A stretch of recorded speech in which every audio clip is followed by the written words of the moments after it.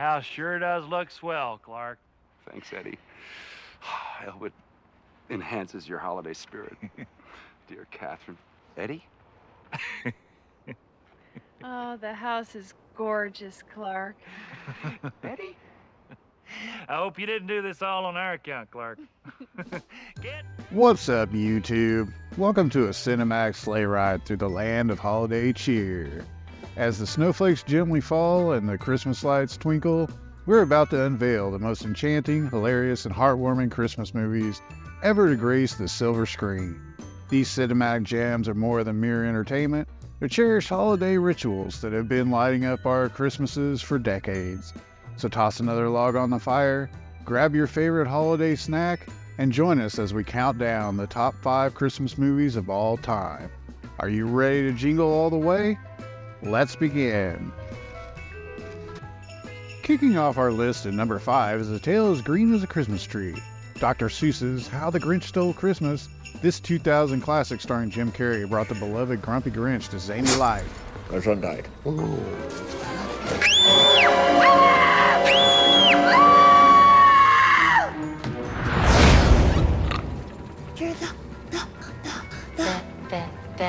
The Grinch! But did you know that the journey to bring this Christmas tale to the big screen was as twisty as the Whoville streets? Audrey Geisel, the widow of Dr. Seuss, had a very specific vision.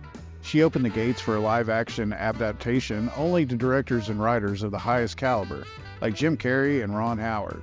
Jim Carrey, known for his transformative roles, met Audrey while he was in character for another film. Imagine that, discussing the Grinch with Andy Kaufman. And talk about dedication. Carrey underwent torture endurance training to withstand the grueling hours in the Grinch costume. He even needed advice from a man who trained CIA agents in endurance techniques. His makeup process was so intense that it drove a makeup artist to temporarily leave the project. Behind the scenes, Whoville was a hive of acrobatics and creativity. Many extras were actually Cirque du Soleil performers, acing the whimsical physicality of the Who characters. The entire cast even attended Who school to perfect their quirky Who movements. And for a musical touch, Mariah Carey co-wrote the heartwarming song, Where Are You Christmas?, though it was eventually performed by Faith Hill. So, when you watch The Grinch scowl and scheme, remember the immense creativity and effort that went into every frame of this Christmas classic. And sliding into number 4 with a plate of syrup-drenched spaghetti is Elf, starring Will Ferrell as the lovably goofy Buddy. But did you know Jim Carrey was originally considered for the role of Buddy? Imagine the Grinch turning into an elf. Yes! We elves try to stick to the 4 main food groups. Candy, candy canes, candy corns, and syrup. So, The script waited a decade before Ferrell brought Buddy to life. Before his SNL fame, Ferrell already had a stint as a mall Santa with his comedy troupe co-star Chris Kattan as his elf. Talk about method acting. Director Jon Favreau preferred to keep it real, or at least as real as a movie about a human-sized elf can be. He used practical effects inspired by classic Christmas specials, creating a magical North Pole without relying too much on CGI. A neat tidbit, Peter Billingsley, who played Ralphie in A Christmas Story, cameoed as Ming the elf, a little Easter egg for the eagle-eyed viewers. And Favreau himself didn't just direct, he voiced some of the stop-motion critters too. Where the special elves work.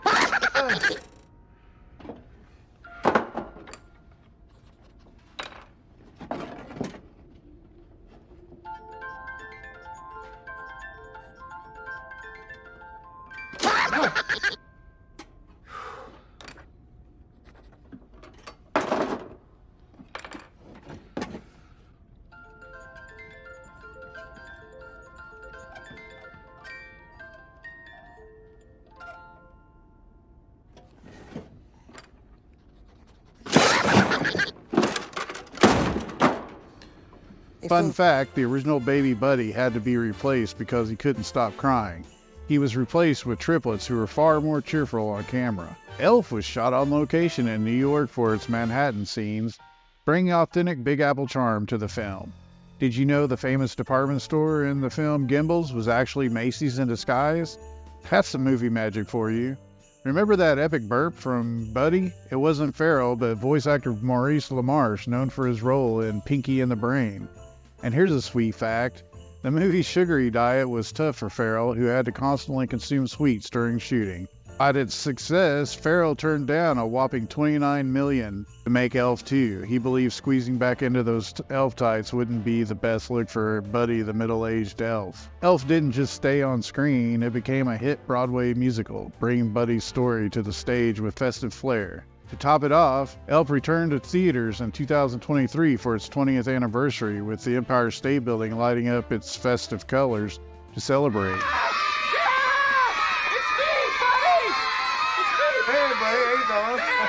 That's the magic of Elf, a movie that continues to spread Christmas cheer, proving that the best way to spread Christmas cheer is singing loud for all to hear.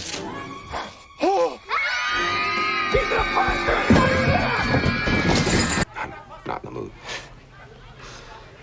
What are you looking at? Oh, the silent majesty of a winter's morn, the clean, cool chill of the holiday air, and an asshole in his bathrobe emptying a chemical toilet into my sewer.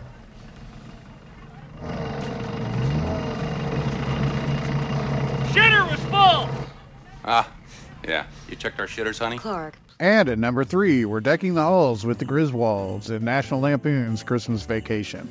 This holiday favorite sprang from a short story by John Hughes titled Christmas 59, published in National Lampoon magazine.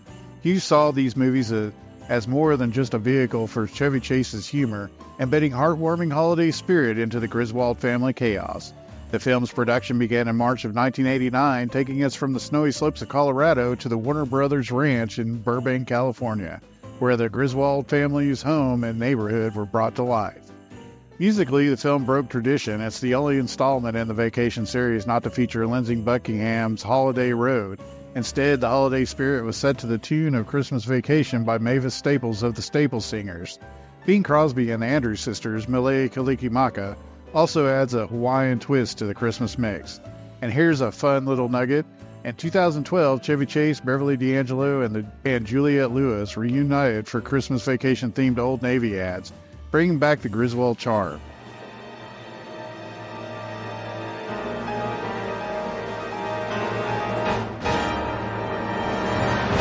Hey, Griswold, where do you think you're going to put a tree that big?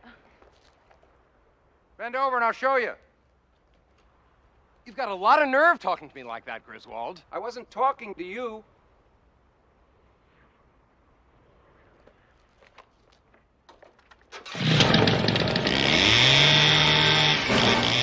On a more personal note, this movie holds a special place in my heart.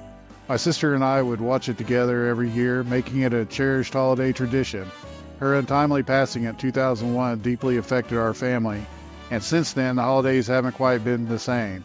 Yet watching this film brings back those fond memories, reminding me of the joy and laughter we shared. It's a reminder of how movies can be more than just entertainment. They're a connection to the ones we love and the precious moments we shared. So if you're dreaming of a fun, chaotic, and quintessentially Griswold family Christmas, look no further than National Lampoon's Christmas Vacation. It's a film that not only brings laughter, but also keeps the memories of loved ones alive in our hearts. What is it? It's a 1-year membership in the Jelly of the Month Club. Oh, God. Clark, that's the gift that keeps on giving the whole year. That it is, Edward.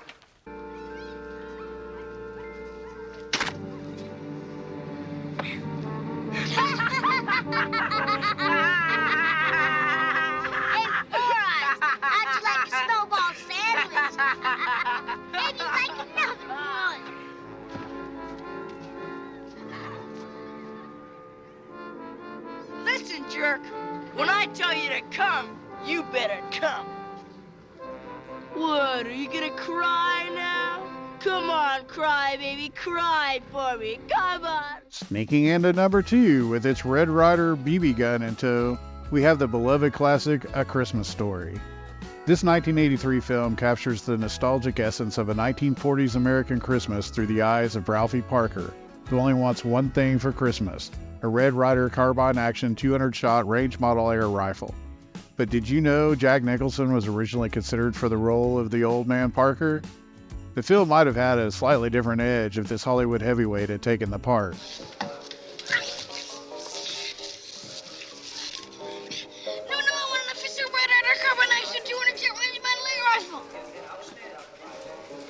You'll shoot your eye out, kid. Merry Christmas. Ho, ho, ho. Despite the change, Darren McGavin masterfully brought the character to life with his memorable portrayal. The film was actually a modest success upon its initial release, but it's thanks to cable television that A Christmas Story became a holiday staple.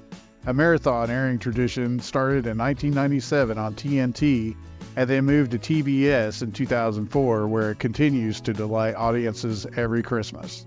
Director Bob Clark, who also helmed the horror classic Black Christmas, included numerous personal touches in the film. Many of the movie's anecdotes were based on his own childhood memories, adding a genuine layer of authenticity to the story. And here's a surprising piece of trivia. The tongue stuck to the flagpole scene? It wasn't movie magic, but a real reaction. A hidden suction tube was used to safely create the illusion of a tongue frozen to the metal. Fragile. It must be Italian. Well, I think that says fragile, honey. Oh, yeah. The iconic leg lamp was inspired by an old knee-high soda advertisement. Its outlandish design has since become a cultural icon, with replicas lighting up windows every holiday season. In Chickasha, Oklahoma, they built a replica standing an astounding 40 feet atop a 10-foot-high crate built of fiberglass. It was unveiled in November of 2022. Lastly, the exterior shots of the Parker family home were filmed in Cleveland, Ohio. The house is now a museum dedicated to the film, complete with original props and memorabilia. This movie always brings back a flood of childhood memories. Watching Ralphie's escapades and his determination to get that BB gun reminds me of my own youthful endeavors and the simple yet profound joys of being a kid at Christmas. Don't bother me now, sweet. Can't say I'm busy. Yeah, but what is that? It's a major award. Topping our list at number 1 is the timeless masterpiece, It's a Wonderful Life. Directed by Frank Capra and released in 1946, this film has become synonymous with the holiday season, touching hearts with its powerful message of hope and community spirit. Starring James Stewart as George Bailey, the film explores the life of a man who, facing dire circumstances, discovers the profound impact he has had on his community. But here's something you might not know. James Stewart was initially hesitant to take the role. After serving World War II, he was unsure about returning to acting. But Capra's compelling script and the character's depth convinced him to step back in front of the camera. Mary, I know what I'm going to do tomorrow and the next day and next year and the year after that. I'm shaking the dust of this crummy little town off my feet, and I'm going to see the world. Italy, Greece, the Parthenon, the Colosseum. Then I'm coming back here and go to college and see what they know. And then I'm going to build things. I'm going to build airfields. I'm going to build skyscrapers 100 stories high. I'm going to build bridges a mile long. Well, you going to throw a rock?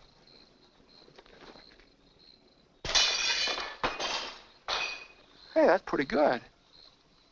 What'd you wish, Mary? Buffalo gals, can't you come out tonight? Can't you come out tonight? Can't you come out tonight? Buffalo gals. Interestingly, It's a Wonderful Life wasn't a major hit when it first came out. It only gained its iconic status in the 1970s when it entered the public domain and started being broadcast frequently during the Christmas season. The film's snowy scenes, especially the iconic Bedford Falls, weren't the result of real snow, which was a rarity in California. The production team developed a new type of artificial snow made from a mixture of foamite, sugar, water, and soap flakes. This innovation created more realistic snowfall and was less noisy than the painted cornflakes used previously in films. Another fascinating fact, the gymnasium floor that opens up to reveal a swimming pool underneath it is real and still exists at Beverly Hills High School. Despite its initial lukewarm reception, It's a Wonderful Life has been recognized by the American Film Institute as one of the greatest films ever made. It's more than a movie, it's a yearly reminder of the difference one life can make and the true value of community and kindness. As George Bailey's guardian angel Clarence writes in his book, "No man is a failure who has friends." This film continues to resonate with audiences, reminding us all of the joy and wonder life can hold, especially during the Christmas season. What's that? That's a Christmas present from a very dear friend of mine. Look, Daddy, teacher says every time a bell rings, an angel gets his wings. That's right. That's right. Attaboy, Clarence. And there you have it, folks. Our sleigh ride through the snowy peaks of Christmas cinema concludes with the heartwarming glow of It's a Wonderful Life. As the jingle bells quiet down and the final snowflake settles, we hope this journey has filled your hearts with holiday cheer and maybe even added a few classics to your Christmas watch list. As we wrap up this festive countdown, I want to extend a warm, crackling fireside thank you to each and every one of you for joining us. Your support is the star atop our Christmas tree, and we're jolly grateful for it. If you've enjoyed this Yuletide journey through Cinemac Wonderlands, don't forget to like this video. It's like leaving out cookies for Santa, but for us. Share this video with your friends and family to spread the holiday spirit, and if you haven't already, hit that subscribe button to join our merry band of movie lovers. It's the gift that keeps on giving all year round. From our screen to yours, we wish you a holiday season filled with joy, laughter, and of course, endless movie magic. May your days be merry and bright, and may all your Christmases be filled with love and delight.